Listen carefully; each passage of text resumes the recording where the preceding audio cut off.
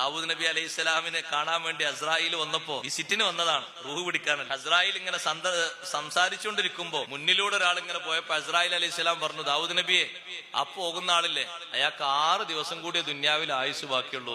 മുപ്പരത്തിന്റെ ചിത്രം ഉണ്ടല്ലോ, അതിന്റെ എല്ലാ കാറ്റലോഗും ഉണ്ടല്ലോ, ആരെ പിടിക്കണം, ഏത് സമയത്ത് പിടിക്കണം. അസ്രായിൽ പറഞ്ഞു, ആ പോണ ആൾക്ക് 6 ദിവസം കൂടിയ ദുന്യാവിലുള്ളൂ.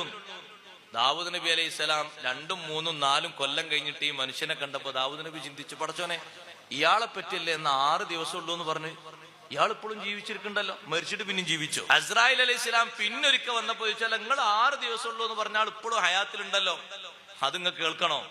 നേരെ പിറ്റേന്ന് അയാൾ ചേർക്കപ്പെടാത്തൊരു ബന്ധം ഉണ്ടായിരുന്നു, മുറിഞ്ഞു കിടക്കുന്ന ഒരു ബന്ധം.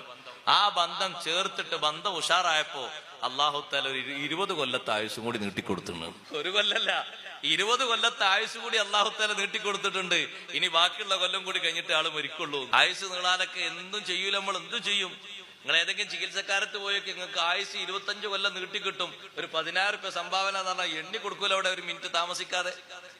ഒരു ചെലവുമില്ല, ഒറ്റ കാര്യമുള്ളൂ, സിലത്തുർ റഹിം, കുടുംബ ബന്ധം ചേർക്കുന്നത് ദുന്യാവിലും ആഖിറത്തിലും സമൃദ്ധി ലഭിക്കുന്ന കാര്യമാണ്.